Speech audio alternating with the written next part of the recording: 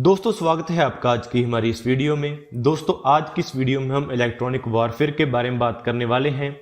आज की इस वीडियो में हम बात करेंगे कि कैसे हमारे तेजस एयरक्राफ्ट को एक इलेक्ट्रॉनिक वॉरफेयर वेरिएंट में तब्दील किया जा सकता है। इससे पहले हमने बात की थी कि कैसे अमेरिका ने अपने F-18 एयरक्राफ्ट का एक इलेक्ट्रॉनिक वॉरफेयर वेरिएंट बनाया है, जिसे कि EA-18G ग्राउलर कहा जाता है। इसे अमेरिका की नेवी और ऑस्ट्रेलियन एयरफोर्स इस्तेमाल करती है। और हमने ये भी बात की थी कि ये कैसे suppression of enemy air defence missions में काम आ सकता है। बालाकोट एयर स्ट्राइक के बाद जब पाकिस्तान ने हमारे ऊपर अटैक करने की कोशिश की थी, तो उसने भी एक साब द्वारा बनाए गए एक ऐसे ही एयरक्राफ्ट का इस्तेमाल किया था जिसको उन्होंने इलेक्ट्रॉनिक अटैक करने के लिए इस्तेमाल किया था। उसके बाद ही इलेक्ट्रॉनिक वॉरफेयर इतना हाईलाइट हुआ है और ऐसे इलेक्ट्रॉनिक वॉरफेयर एयरक्राफ्ट हमारे देश के लिए काफ़ी काम आ सकते हैं। हमारी suppression of enemy air defence missions के लिए ऐसे स्पेसिफिकली बनाए गए एयरक्राफ्ट काफ़ी काम आ सकते हैं।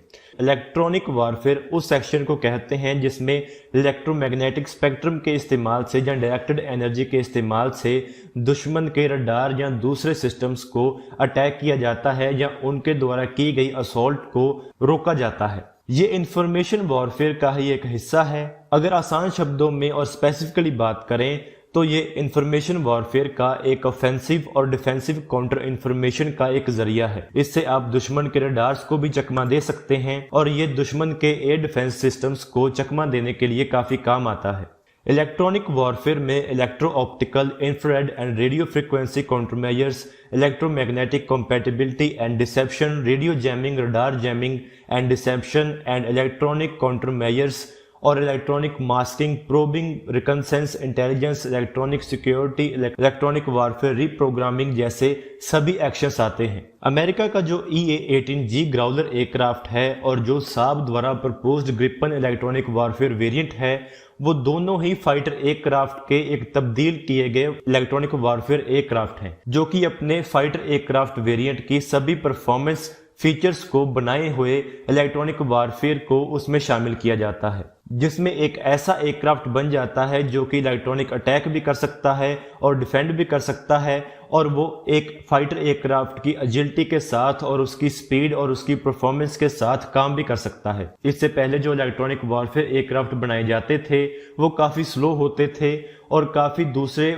बड़े एयरक्राफ्ट में बेस्ड होते थे और उनमें काफ़ी इलेक्ट्रॉनिक वॉरफेयर ऑपरेटर्स काम करते थे, यानी कि इलेक्ट्रॉनिक वॉरफेयर करने के लिए काफ़ी स्पेशलाइज्ड पीपल उसमें काम करते थे। लेकिन अभी जो एडवांस टेक्नोलॉजी आ गई है और जो EA-18G ग्राउलर जैसे एयरक्राफ्ट हैं, उसमें एक पायलट के साथ एक इलेक्ट्रॉनिक वॉरफेयर ऑफिसर होता है, जिससे ये पता चलता है कि अब इलेक्ट्रॉनिक वॉरफेयर करने के लिए काफ़ी कम मैन पावर की ज़रूरत है और एक इलेक्ट्रॉनिक वॉरफेयर ऑफिसर ही इलेक्ट्रॉनिक वॉरफेयर का काम संभाल सकता है। F-18 एयरक्राफ्ट को इलेक्ट्रॉनिक वॉरफेयर के केबल बनाने के लिए F-18 एयरक्राफ्ट के एयरफ्रेम में कुछ चेंजेस किए गए हैं।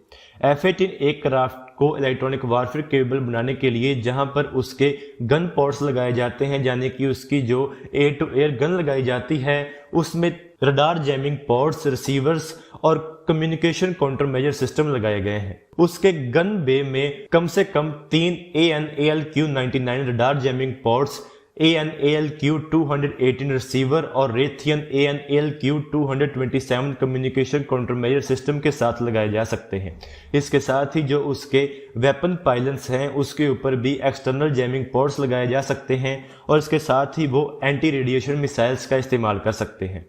तो चलिए अभी बात कर लेते हैं कि कैसे हमारे तेजस वेरिएंट को भी ऐसे काम करने में तब्दील किया जा सकता है। हमारा जो तेजस एयरक्राफ्ट है उसमें इंटरनल इलेक्ट्रॉनिक वॉरफेयर सिस्टम नहीं लगाया गया है। वो इसलिए नहीं लगाया गया है क्योंकि जो DRDO ने मायावी इलेक्ट्रॉनिक वॉरफेयर सिस्टम डेवलप किया है वो एयरक्राफ्ट के अंदर लगाए जाने के लिए डिज़ाइन किया गया है, लेकिन तेजस एयरक्राफ्ट के अंदर इतनी जगह नहीं है कि उसके अंदर ऐसा इलेक्ट्रॉनिक वॉरफेयर सिस्टम लगाया जा सके। लेकिन अगर F-18 एयरक्राफ्ट के जैसे ही तेजस के गन पॉड की जगह का इस्तेमाल कर उसमें इलेक्ट्रॉनिक वॉरफेयर इक्विपमेंट लगाया जाए और उसके वेपन पाइलन्स का इस्तेमाल कर वहां पर इलेक्ट्रॉनिक वॉरफेयर सिस्टम लगाए जाएं, तो उससे एक इलेक्ट्रॉनिक वॉरफेयर एयरक्राफ्ट में तब्दील किया जा सकता है। और क्योंकि हमारे पास इस एयरक्राफ्ट के सिंगल सीट वेरिएंट और ड्यूल सीट वेरिएंट दोनों अवेलेबल हैं तो इसमें एक इलेक्ट्रॉनिक वॉरफेयर ऑफिसर की जगह भी बनाई जा सकती है और ये हमारे लिए काफ़ी इकोनॉमिकल हो सकता है। अगर हम ऐसा एयरक्राफ्ट किसी दूसरे देश से खरीदते हैं तो वो हमें काफ़ी महंगा पड़ेगा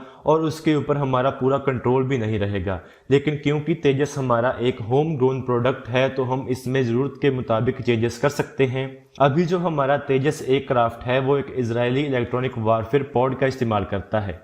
वो Israeli ELL 821222WB electronic warfare sweet का इस्तेमाल करता है। यही सिस्टम हमारे Su-30M के एयरक्राफ्ट में भी इस्तेमाल किया जाता है। ये एक 100 किलोग्राम का छोटा और लाइट वेट और लो ड्रैग वाला इलेक्ट्रॉनिक वारफेयर स्वीट है जो कि एयरक्राफ्ट के बाहर लगाया जाता है, उसके वेपन पाइलन्स के ऊपर लगाया जाता है। जहां पर एयरक्राफ्ट की एयर टू एयर मिसाइल को फिट किया जाता है वहां पर इन इलेक्ट्रॉनिक वारफेयर पॉड्स को लगाया जा सकता है और ये इतने यूजर फ्रेंडली हैं और इतने अडेप्टेबल हैं कि इन्हें किसी भी एयरक्राफ्ट के साथ लगाया जा सकता है। क्योंकि हमारे एयरक्राफ्ट के इंटरनल स्पेस इतनी कम थी, हमारे DRDO के इलेक्ट्रॉनिक वारफेयर सिस्टम का इस्तेमाल नहीं कर पाए, तो ऐसे सिस्टम को तेजस एयरक्राफ्ट में इस्तेमाल किया गया है। लेकिन अगर तेजस एयरक्राफ्ट के गन पॉड की जगह बच जाए तो DRDO उसमें अपने मायावी इलेक्ट्रॉनिक वारफेयर सिस्टम का इस्तेमाल कर सकता है और उसे हम एक इलेक्ट्रॉनिक वारफेयर एयरक्राफ्ट में तब्दील कर सकते हैं।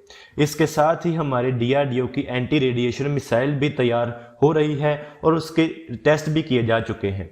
उस मिसाइल का भी हम इस एयरक्राफ्ट में इस्तेमाल कर सकते हैं और ये हमारे दूसरे एयरक्राफ्ट के साथ मिलकर एक स्ट्राइक पैकेज के हिस्सा बनकर दुश्मन के against suppression of enemy air defence missions कर सकता है और ये हमारे लिए एक बहुत अच्छा एसेट हो सकता है और हम इसे एक्सपोर्ट भी कर सकते हैं। हमारा जो DRDO का मायावी इलेक्ट्रॉनिक वारफेयर स्वीट है वो तैयार हो चुका है। DRDO के मायावी इलेक्ट्रॉनिक वारफेयर स्वीट में तरंग 2 रडार वार्निंग रिसीवर है और इस रडार वार्निंग रिसीवर को Su-30MKI में भी इस्तेमाल किया जाता है। इस सिस्टम में एक रडार वार्निंग रिसीवर भी शामिल है, मिसाइल अप्रोच वार्निंग सिस्टम और लेजर वार्निंग रिसीवर सिस्टम भी शामिल है, infrared and ultra violet missile warning sensor, self protection jammer, chaff, जैफ एंड फ्लेयर डिस्पेंसर और इलेक्ट्रोमैग्नेटिक काउंटर मेजर स्वीट और एक टोड रडार डिकॉय सिस्टम भी शामिल है। ऐसी ही पॉसिबिलिटी के कारण हमारे देश के इंडिजिनस एयरक्राफ्ट और इंडिजिनस सिस्टम होने की खूबसूरती का पता चलता है कि हम अपने सिस्टम को और अपने एयरक्राफ्ट को अपनी मर्जी के मुताबिक चेंज कर सकते हैं और किसी भी तरह के ऑपरेशन करने के लिए चेंज कर सकते हैं। जैसा कि आप जानते हैं कि साहब ने भी अपने ग्रिपन एयरक्राफ्ट का एक इलेक्ट्रॉनिक वारफेयर वेरिएंट प्रपोज किया है, तो इससे ऐसा पता चलता है कि एक डेडिकेटेड इलेक्ट्रॉनिक वारफेयर एयरक्राफ्ट होना कितना इम्पोर्टेंट है और हमारी एयरफोर्स को ऐसे एयरक्राफ्ट से काफ़ी मदद मिलेगी। तो दोस्तों आज की इस वीडियो में इतना ही। अगर आपको ये वीडियो अच्छी लगे तो आप इसको जरूर लाइक और शेयर करें। Thanks for watching this video. जय हिंद, वंदे मातरम।